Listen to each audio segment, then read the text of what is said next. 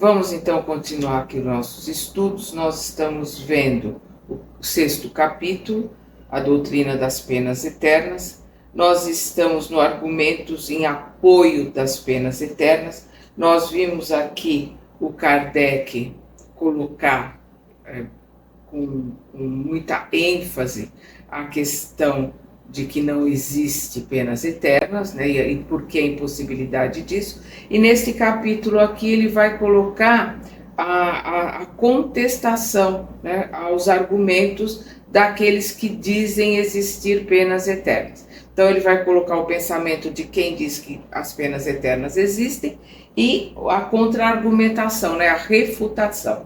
Né? A refutação é essa contestação, essa forma de mostrar o erro daquilo que as pessoas colocam. Então nós estamos no item 10. Voltemos ao dogma da eternidade das penas, que é um dos dogmas da Igreja Católica. O principal argumento que se invoca em seu favor é este. Aqui abre aspas, ele vai colocar o argumento que a Igreja coloca para este dogma das penas eternas. Está admitido entre os homens que a gravidade da ofensa é proporcional à qualidade do ofendido. Aquela que é cometida contra o soberano, sendo considerada como mais grave do que aquela que não concerne senão a um simples súdito, é punida mais severamente. Ora, Deus é mais do que um soberano, uma vez que é infinito. A ofensa contra ele é infinita e deve ter um castigo infinito, quer dizer, eterno. Fecha aspas. Essa é a argumentação do dogma. E aí nós vamos ver a refutação, que é a contestação que o Kardec faz. Toda refutação é um raciocínio que deve ter o seu ponto de partida numa base sobre a qual se apoie premissas em uma palavra. Tomemos essas premissas nos próprios atributos de Deus. Deus é único, eterno, imutável, imaterial, todo-poderoso, soberanamente justo e bom, infinito em todas as suas perfeições. É impossível conceber Deus de outra forma que não seja o infinito das perfeições, sem o que não seria Deus, porque se poderia conceber um ser possuidor do que lhe faltasse. Quer dizer, não seria Deus, né, porque não se poderia conceber um ser criador de tudo que não fosse perfeito, né, que não fosse infinitamente bom, justo e onipresente, né, em toda a sua criação. Então ele coloca aqui, quando ele diz, é impossível conceber Deus de outra forma que não seja o infinito das perfeições, sem o que não seria Deus, porque se poderia conceber um ser possuidor do que lhe faltasse, porque se faltasse alguma coisa a ele, um outro ser teria, então ele não seria Deus.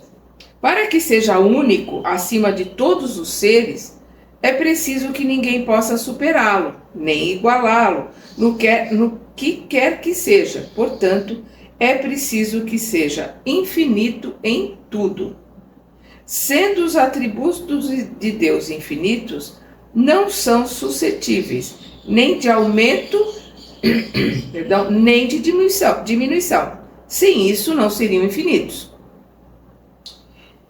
E Deus não seria perfeito.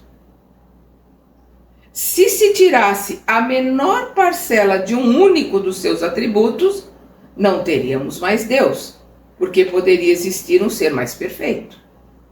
O infinito de uma qualidade exclui a possibilidade da existência de uma qualidade contrária que a diminua ou a anule, senão ela não é infinita.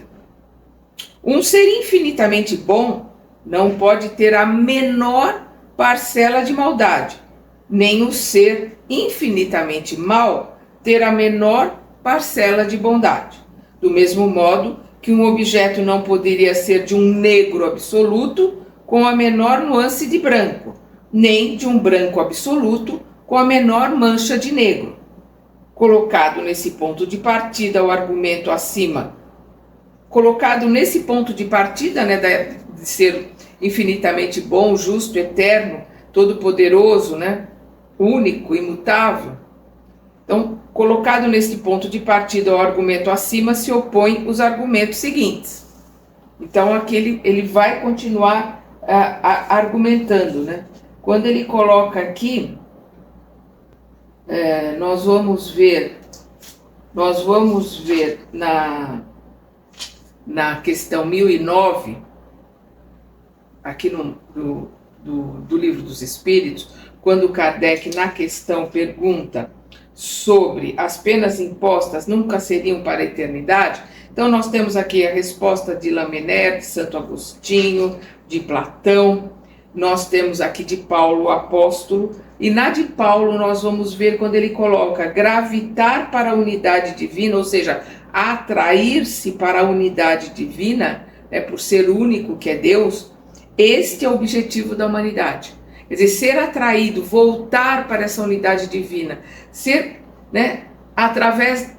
Como é que a gente é atraído para a unidade divina? Limpando as nossas imperfeições, para que possamos chegar perto de um ser extremamente, infinitamente perfeito. Então ele coloca aqui, gravitar-se, poder ser atraído para a unidade divina. Este é o objetivo da humanidade. Para atingi-lo, são necessários 3 coisas: a justiça, o amor e o conhecimento, né? Por quê? Porque a justiça nos dá a esperança, o amor é a fraternidade, a caridade, e o conhecimento é a ciência, a busca do conhecimento que nos fará melhor para que possamos chegar a Deus. Pois bem, em verdade vos digo que falseais, mentis esses princípios fundamentais e comprometeis a ideia de Deus exagerando sua severidade.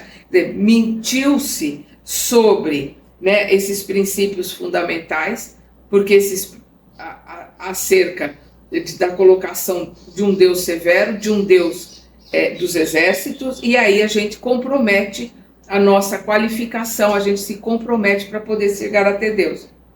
Vós a comprometeis duplamente, deixando penetrar no espírito da criatura o pensamento de que há nela mais clemência, mansidão, amor e verdadeira justiça do que atribuís ao ser infinito. Ou seja, colocando que o ser humano pode ser mais complacente, mais indulgente, mais fraterno, mais empático do que Deus. Porque um Deus que condene alguém por um erro à pena eterna é de um absolutismo impensável. Então nós vamos ver aqui o apóstolo Paulo colocando, argumentando exatamente o que o Kardec está colocando aqui.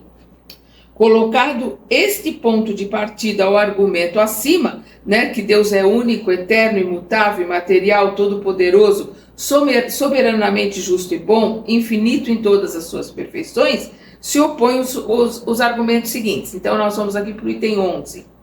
Só um ser infinito pode fazer alguma coisa infinita. Porque tudo que... Nós temos muita dificuldade com a questão da palavra, do entendimento do infinito, porque tudo que nós conhecemos é finito. Este corpo que a gente usa aqui na Terra para aprender é finito. Este planeta é finito. Este universo é finito. Nós somos imortais. E a gente tem muita dificuldade para entender que nós temos uma única vida. Ela começa lá na célula, lá no átomo, quando nós fomos criados. E como diz a questão 540 do Livro dos Espíritos, nós temos o Livro dos Espíritos aqui no canal, é só ir na playlist, nós vamos chegar à angelitude, caminhando pelas nossas pernas, aprendendo, nos instruindo. Então, se nós, como ele coloca aqui,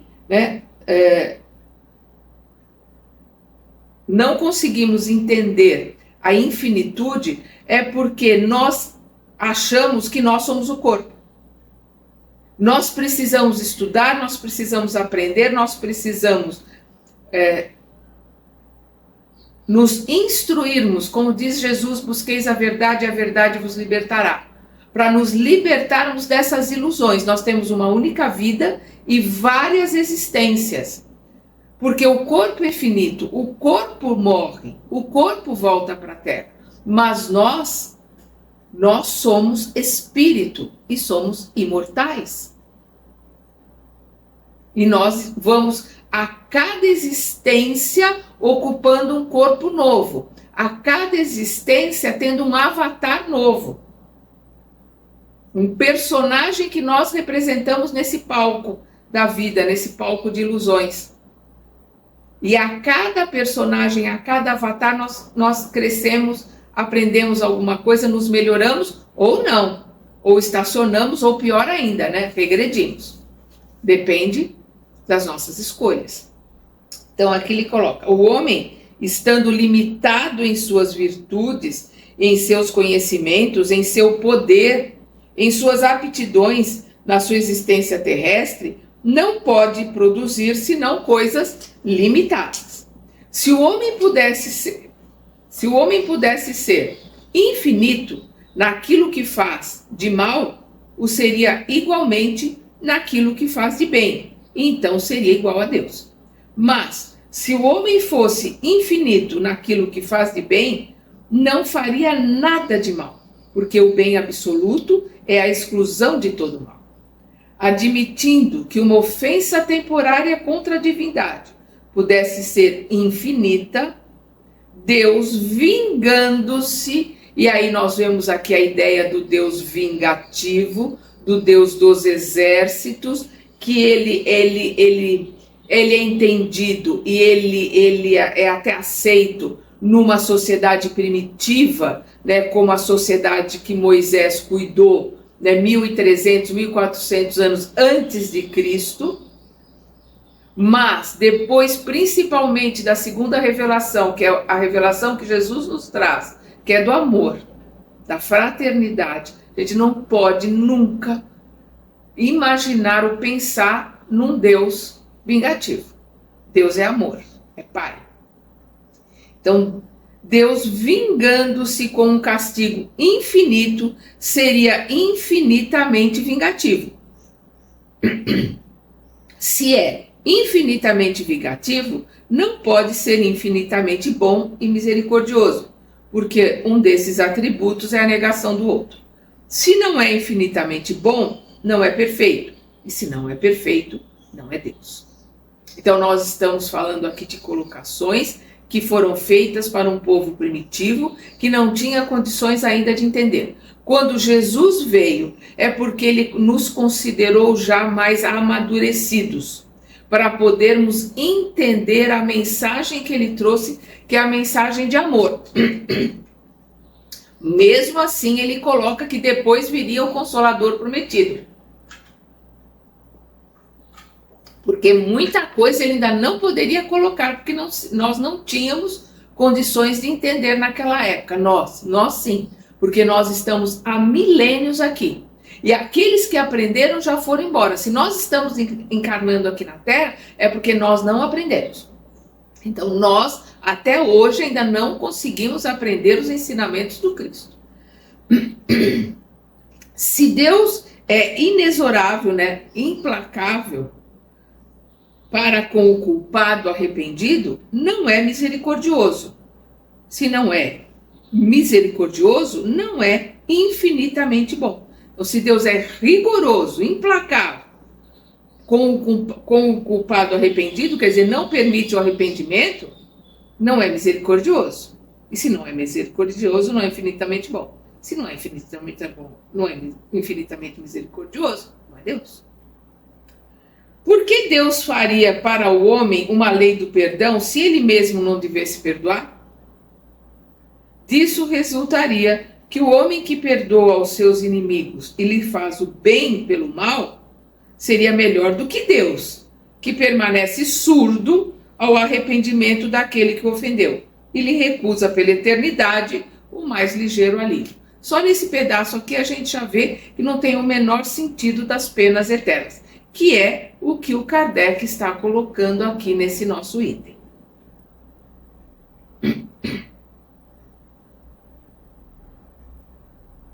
Então, o que ele coloca aqui? Aquele que perdoa e faz o bem pelo mal seria melhor do que Deus, que permanece surdo ao arrependimento daquele que o ofendeu e lhe recusa pela eternidade o mais ligeiro alívio. Deus, que está por toda parte e tudo vê, deve ver as torturas dos condenados. Se é insensível aos seus gemidos durante a eternidade, é eternamente sem piedade. Se não tem piedade, não é infinitamente bom. Nós precisamos entender que a palavra pecado, na sua origem, ela quer dizer errar o alvo. Então, se ela quer dizer errar o alvo, e a única forma da gente aprender a tirar ao alvo é errando, Deus sabe que nós vamos errar. E Ele espera que a gente aprenda o mais rápido possível através do erro. Então foram criando os dogmas, foram criando as ideias, né? Foram criando uma série de coisas que nós estamos empesteados com essas ideias, com esses preconceitos. E nós temos que nos livrar de tudo isso para que a gente tenha mais facilidade para aprender, tenhamos mais facilidade para o auto-perdão, porque só depois que eu consigo me perdoar é que eu consigo perdoar o outro. E isso é absolutamente necessário para que eu possa ir me desprendendo, para poder me soltando, para poder aprender e poder ficar livre para alçar voos. E eu só consigo isso através do auto-perdão e do perdão, perdoando o outro. Quando eu perdoo o outro, eu não estou livrando o outro daquilo que ele fez. Aquilo que ele fez, ele vai responder ao seu tempo, na sua hora. Eu estou me livrando da algema com o outro. Quem fica livre sou eu. Quem ganha, quem fica leve, quem ganha com perdão sou eu, não é o outro. E isso muitas pessoas não conseguem entender. Então, Deus que está por toda parte e tudo vê, deve ver as torturas dos condenados. E aqui nós vamos ver o capítulo 12, o item 12. A isso responde-se que o pecador, vamos lembrar que na época de Jesus a palavra pecado é errar o alvo, e a Igreja Católica modificou a ideia dessa palavra de pecado. Então, a isso responde-se que o pecador que se arrepende antes de morrer experimenta a misericórdia de Deus, e que então o maior culpado pode encontrar graça diante dele, né? Misericórdia, graça, bênção diante dele. Isso não se coloca em dúvida e concebe-se que Deus não perdoe senão ao arrependido e seja inflexível para com os endurecidos. Isso se entende, não se coloca dúvida do endurecimento para que aquele que, seja mais inflexível com aquele que não se arrependeu. Isso quer dizer castigo? Não. Ele vai aprender de uma forma mais dura. Deus ensina com o tempo. Quem criador somos nós, por causa da lei de causa e efeito, que é uma lei universal de Deus. Então, é o que ele coloca aqui, né? Se entende, não se coloca dúvida, e concebe-se, né? Se entende que Deus não perdoe senão arrependido, e seja inflexível para com os endurecidos. Mas se ele é cheio de misericórdia para a alma que se arrepende antes de ter deixado o seu corpo, por que cessaria de sê-lo para aquela que se arrepende depois da morte? Qual que é a diferença? Ele vai perdoar ou vai ser misericordioso com aquele que está vestido e não vai ser misericordioso com aquele que deixou as vestes? Porque a roupa é só uma veste. Não tem sentido. Por que o arrependimento não teria eficácia senão durante a vida, que é apenas um instante, e não teria mais durante a eternidade, que não tem fim? Não tem sentido. É isso que o Kardec está perguntando. Se a bondade e a misericórdia de Deus estão circunscritas em um tempo dado, elas não são infinitas e Deus não é infinitamente bom. Porque o tempo presente, que nós vivenciamos aqui na Terra, né, com o avatar, né, com o personagem que nós representamos aqui na Terra. Hoje, aqui, agora, meu personagem é Sandra. Eu já tive outros personagens, João, Maria, José. e vou aprendendo com cada personagem, e a cada personagem eu vou modificando o aprendizado, para que eu, juntando todos esses aprendizados, possa crescer, me melhorar e caminhar para a volta para casa, né? Para a casa do Pai. Item 13. Deus é soberanamente justo. A soberana justiça não é a justiça mais inexorável, né, mais rigorosa, nem a que deixa toda a falta impune. É aquela que tem a conta a mais rigorosa do bem e do mal, que recompensa um e pune outro na mais equânime proporção e nunca se engana. Porque isso sim é justiça. Quando ele coloca aqui, não é rigorosa, né? Não é a justiça mais rigorosa, nem a que deixa toda a falta impune.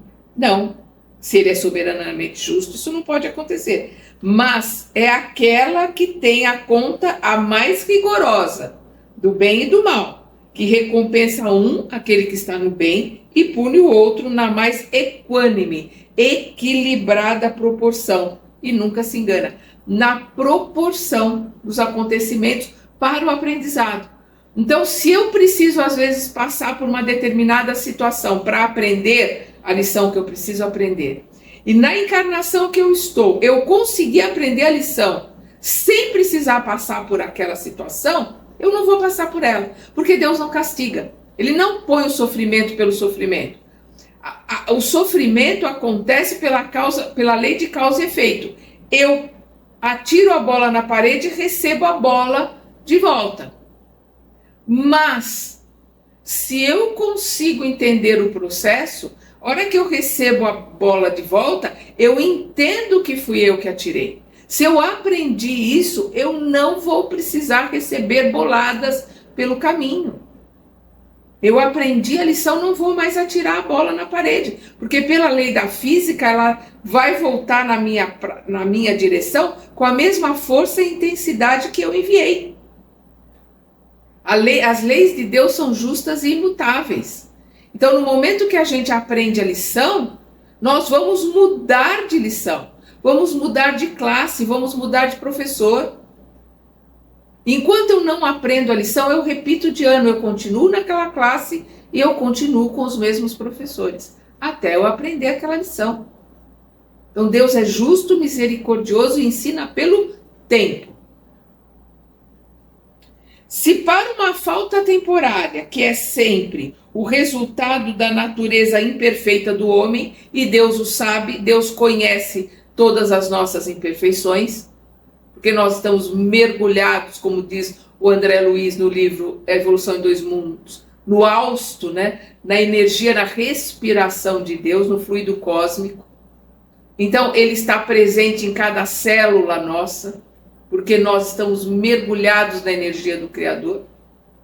Ele sabe das nossas imperfeições e das nossas dificuldades. E dá tempo para que nós possamos aprender, para que nós possamos descobrir a verdade, conhecer a verdade, vivenciar a verdade, vivenciar o amor, crescer, melhorar pelo nosso esforço, pela nossa vontade, para que nós possamos chegar próximos dele, pelo nosso merecimento.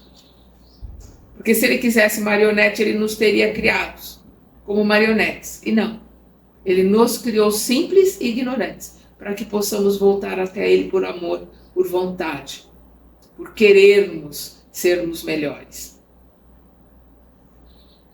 Então, se para uma falta temporária, que é sempre o resultado da natureza imperfeita do homem e frequentemente do meio onde se encontra, porque nós influenciamos o meio nos influencia, a alma pode ser punida eternamente sem esperança de alívio e de perdão. Não há nenhuma proporção entre a falta e a punição. Quer dizer, se a alma, se nosso erro é temporário, se Deus sabe das nossas imperfeições, a punição eterna não tem proporcionalidade, né? Não tem lógica, é o que ele coloca aqui. A alma pode ser punida eternamente sem esperança de alívio e de perdão? Não há nenhuma proporção entre a falta e a punição. Não há, pois, justiça. Aí Deus não seria justo. Se o culpado retorna a Deus, se arrepende e pede para reparar o mal que fez, é um retorno ao bem, aos bons sentimentos. Se o castigo é irrevogável, esse retorno ao bem não tem fruto, uma vez que não se levou em conta o bem, não há justiça. Entre os homens, o condenado que se emenda vê a sua pena comutada, ou seja, diminuída, às vezes mesmo suprimida. Quantos têm o perdão total por terem cumprido a pena da melhor forma possível, por terem se melhorado? Nós, seres humanos imperfeitos, somos capazes de assim agir com alguém que errou? Como é que Deus vai ser menos fraterno, menos empático, menos misericordioso? Não tem sentido. É isso que o Kardec está colocando. Haveria, pois, na justiça humana mais equidade, mais equilíbrio, mais fraternidade, empatia do que na justiça divina? Não tem sentido. Se a condenação é irrevogável, o arrependimento é inútil. Essa é a conclusão que Kardec chega. Se não adianta se arrepender, né, se não tem pena, se cometer um erro, a penalidade é a eternidade, não adianta se arrepender. Então, o arrependimento é inútil. Se a condenação é irrevogável, o arrependimento é inútil, ponto. O culpado, não tendo nada a esperar do seu retorno ao bem, persiste no mal. Para que se modificar? De modo que não somente Deus o condena a sofrer perpetuamente, mas ainda a permanecer no mal pela eternidade, que seria mais injusto ainda. Não estariam aí nem a justiça, nem a bondade. O item 14. Sendo infinito em todas as coisas, Deus deve tudo conhecer, o passado e o futuro, deve saber, no momento da criação de uma alma, que ela falirá. Assaz gravemente, né? Muito gravemente, muito gravemente, para ser condenada pela eternidade. Ele sabe das nossas dificuldades e das nossas imperfeições, da nossa ignorância, porque ele nos criou simples e ignorantes. Ele sabe do tamanho da nossa ignorância e que temos que ter tempo para poder aprender, e ele nos dá esse tempo. E nós temos a eternidade para podermos nos transformar. Depende de nós. Quanto tempo nós vamos levar para nos transformarmos. Então é o que ele coloca aqui, né? Deve saber no momento da criação de uma alma que ela falirá muito gravemente para ser condenada pela eternidade. Se não sabe, se o seu saber não é infinito, então não é Deus. Se o sabe, cria voluntariamente um ser destinado, desde a sua formação às torturas sem fim, então não é bom. É claro, o pensamento de Kardec é bem claro. Se Deus, tocado pelo arrependimento de um condenado, pode estender sobre ele a sua misericórdia e retirá-lo do inferno, não há mais penas eternas, e o julgamento pronunciado pelos homens será revogado. 15º. A doutrina das penas eternas absolutas conduz, pois, forçosamente à negação ou à diminuição de alguns dos atributos de Deus. Ela é, por consequência, irreconciliável com a perfeição infinita. Ponto. De onde se chega a essa conclusão? 2 pontos. Se Deus é perfeito, a condenação eterna não existe. Se ela existe, Deus não é perfeito. 16º. Invoca-se ainda, em favor do dogma da eternidade das penas, o argumento seguinte, 2 pontos. Abre aspas, né?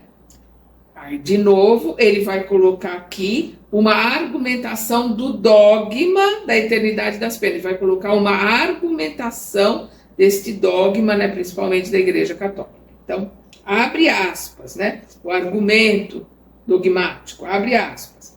A recompensa concedida aos bons, sendo eterna, deve ter por contrapartida uma punição eterna. É justo proporcionar a punição à recompensa. Se a recompensa é eterna, a punição tem que ser eterna. Essa, fecha aspas, essa é uma dos argumentos dogmáticos. A refutação, né, do Kardec. Deus cria a alma tendo em vista torná-la feliz ou infeliz. Ele está fazendo uma pergunta. Deus cria a alma tendo em vista torná-la feliz ou infeliz? Evidentemente, a felicidade da criatura deve ser o objetivo da sua criação. De outro modo, Deus não seria bom. Ele nos criou para que sejamos felizes. E esta é a única determinação de Deus. Que sejamos felizes, seremos anjos, seremos espíritos crísticos, seremos criadores e organizadores de mundos. E subiremos além disso, porque a eternidade quer dizer que estaremos subindo, aprendendo e crescendo. Porque tem o Cristo planetário, né? Deve ter o Cristo dos sistemas solares, deve ter o Cristo das galáxias, deve ter o Cristo dos universos e por aí vai. O Espírito Cristo quer dizer aquele que é ungido com Deus, é aquele que é o missionário de Deus, né? Ungido com Deus, que quer dizer a palavra Cristo. Ligado, né, a Deus. Deus cria a alma tendo em vista torná-la feliz ou infeliz. Evidentemente, a felicidade da criatura deve ser o objetivo da sua criação. De outro modo, Deus não seria bom. Ela alcança a felicidade por seu próprio mérito. A criatura, aquele que foi criado por Deus, alcança a felicidade por seu próprio mérito. É meritocracia. Não é por escolha, é por mérito. Adquirido o mérito, não pode perder-lhe o fruto, de outro modo degeneraria. A eternidade da felicidade é, pois, a consequência da sua imortalidade. Somos imortais. E a hora que nós atingirmos, né, a perfeição, não que perfeito é Deus, mas que nós atingirmos um estado melhor, um estado mais puro, né, os espíritos de primeira ordem. Vamos lembrar o item de 100 a 113 do Livro dos Espíritos, porque nós somos da terceira ordem. Na hora que nós conseguimos chegar à primeira ordem, nós já estaremos no grupo dos espíritos felizes. Né? Somos imortais, estaremos aprendendo e crescendo pela eternidade. Então nós poderemos atingir uma felicidade que a gente não tem nem como imaginar, nem como ter conhecimento do que seja. Mas antes de chegar à perfeição, tem lutas a sustentar, combates para se livrar das más paixões. Nós temos lutas, nós temos aprendizados, nós temos várias e várias representações nesse palco da vida, em vários e vários avatares diferentes, personagens diferentes. Nós precisamos aprender tudo que o planeta Terra pode nos proporcionar para podermos sair da Terra e aprender em outros planetas.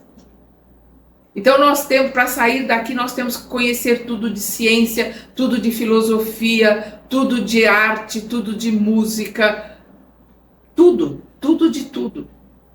Temos que conhecer todas as leis, conhecer todos os processos de um planeta como o planeta Terra. A hora que nós soubermos tudo que o planeta Terra pode ensinar, aí nós podemos sair do planeta e começar a aprender o que outro planeta possa nos ensinar. Pois iremos para outro, né? E assim nós vamos ascendendo, ou seja, vamos subindo, vamos crescendo, para que possamos evoluir.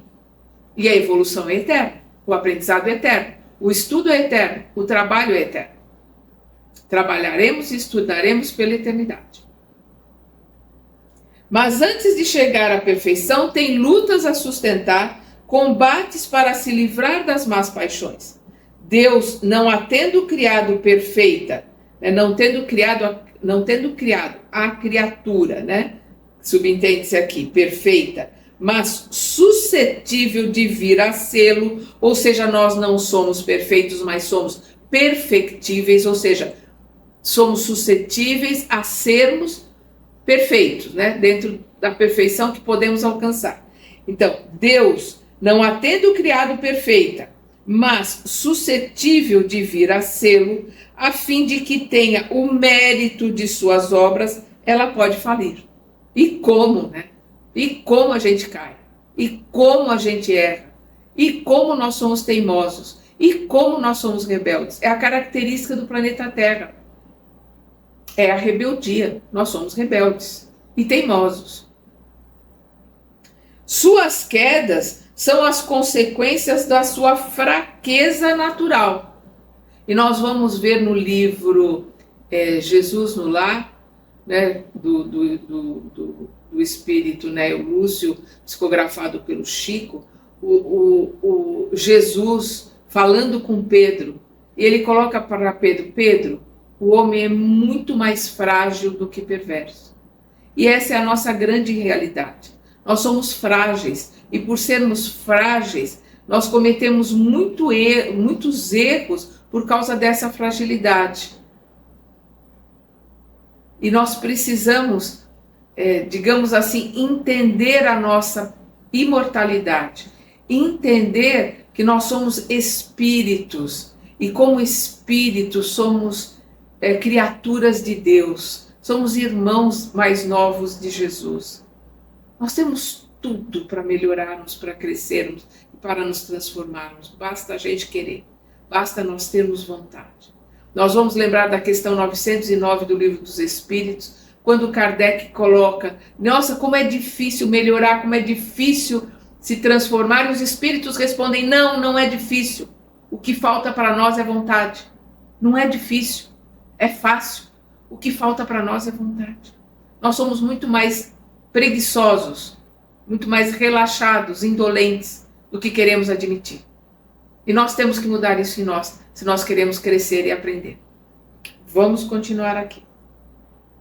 Suas quedas são as consequências da sua fraqueza natural. Se por uma queda ela devesse ser punida eternamente, poder-se-ia perguntar por que Deus não a criou mais forte.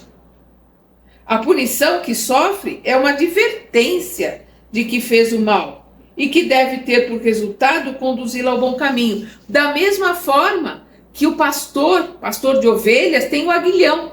Ele tem aquela vara pontuda que ele fere a junta. Ele fere ali a junta da ovelha e vai tratando para que ela não consiga fugir, para que ela não consiga caminhar. E ela não conseguindo caminhar, ele a coloca nos seus ombros para que ela se acostume com a voz dele, para que ela se acostume com o cheiro dele, para que ela, ouvindo a palavra dele, ela já reconheça e volte para ele depois que ela melhorar ali daquela cutucada que ele deu. Para que ela não pudesse fugir, porque a ovelha rebelde é assim que o pastor faz, ele cutuca com aguilhão. Nós, como ovelhas rebeldes, somos cutucados com aguilhão.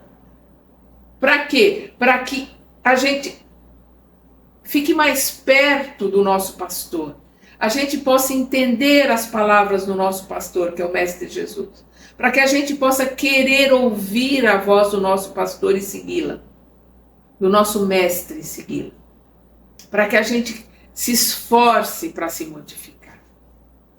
Então, o que ele diz aqui: a punição que sofre é uma advertência de que ela fez o mal, a criatura fez o mal, e que deve ter por resultado conduzi-la ao bom caminho. Aprender com o erro, que é isso que é o pecado, é o erro. Então, aprender com o erro e se transformar, para não errar, não cometer aquele erro de novo. Vai cometer erros novos? Vai. E aprendizados novos. E assim nós vamos seguindo. E assim nós vamos crescendo. Se a pena fosse irremissível, não houvesse perdão para a pena, seu desejo de fazer melhor seria supérfluo. Desde então, o objetivo providencial da criação não poderia ser alcançado, porque haveria seres predestinados à felicidade e outros à infelicidade. E isso não existe, seres predestinados. Somos todos iguais, todos a mesma inteligência, todos a mesma oportunidade, todos somos seres criados iguais. As nossas escolhas vão nos modificando, vão fazendo com que a gente demore mais ou menos para crescer ou aprender. Mas isso é o nosso livre-arbítrio, são as nossas escolhas. Se uma alma culpada se arrepende, pode tornar-se boa. Podendo tornar-se boa, pode aspirar à felicidade. Deus seria justo de para isso recusar-lhe os meios? É a pergunta que Kardec faz. Sendo o bem o objetivo final da criação, a felicidade que dele é o prêmio deve ser eterna. O castigo, que é um meio de atingi-lo, na realidade não é castigo, é aprendizado, né? O castigo, que é um meio de atingi-lo, deve ser temporário. A mais vulgar noção de justiça, mesmo entre os homens, diz que não se pode castigar perpetuamente aquele que tem o desejo e a vontade de fazer o bem. Isso está mais do que claro.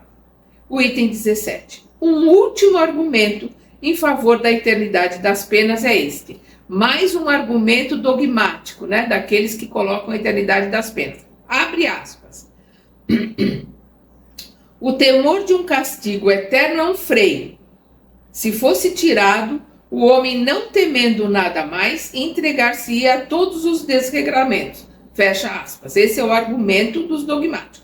A refutação. Esse raciocínio seria justo se a não eternidade das penas ocasionasse a supressão de toda a sanção penal. O estado feliz ou infeliz na vida futura é uma consequência rigorosa da justiça de Deus, porque uma identidade de situação entre o homem bom e o homem perverso seria a negação dessa justiça. E nós vamos ver Jesus nos trazendo a justiça de Deus quando ele coloca que seremos julgados pelas nossas obras. Que a árvore, se conhece a árvore pelo fruto. Uma árvore boa não dá bons frutos. Da mesma forma, né, que uma árvore boa não dá maus frutos. Da mesma forma que uma árvore má não pode dar bons frutos. Mas, por não ser eterno, o castigo não é menos penoso. Se o teme, tanto mais quanto nele se crê, e nele se crê quanto mais seja racional. Uma penalidade na qual não se crê não é mais um freio. Quer dizer, se a penalidade não é racional, não tem lógica, não se crê nela, então ela não é mais um freio. E a eternidade das penas está entre esse número. Todo mundo que tem um pouco de conhecimento, um pouco de racionalidade, já entende que não tem nada de lógico no arder no fogo do inferno pela eternidade. Não tem lógica nisso. A crença nas penas eternas, como dissemos, teve a sua utilidade, a sua razão de ser em uma certa época. Hoje, não somente ela não toca mais, mas faz incrédulos. Né? Essas ideias fazem com que se tenha cada vez mais incrédulos e cada vez mais materialistas. Antes de colocá-la como uma necessidade, seria preciso demonstrar-lhe a realidade. Seria preciso, sobretudo, que se visse a sua eficácia sobre aqueles que a preconizam e se esforçam em demonstrar. Infelizmente, entre estes, muitos provam, né? Aqueles que são dogmáticos, aqueles que pregam a penalidade eterna. Infelizmente, entre estes, muitos provam por seus atos que não estão nada amedrontados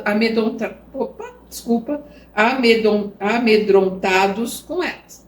Porque, infelizmente, o que mais acontece, como os fariseus na época de Jesus, faça o que eu falo e não faça o que eu faço. Se é ineficaz para reprimir o mal entre aqueles que dizem nela crer, que império, né, que poder pode ter sobre aqueles que não creem? Então, ele está colocando aqui, refutando o tempo todo, né, a impossibilidade de existir, de se aceitar as penas eternas. Então, ele vai colocando todas essas argumentações. E no nosso próximo estudo, ele vai continuar colocando essas refutações. Quando ele diz aqui, nós vamos ver o item, o título do item é Impossibilidade Material das Penas Eternas. Nós paramos aqui no item 15, no item 16, nós paramos aqui no item 17, e no item 18 nós vamos ver a impossibilidade material das penas eternas. Até lá!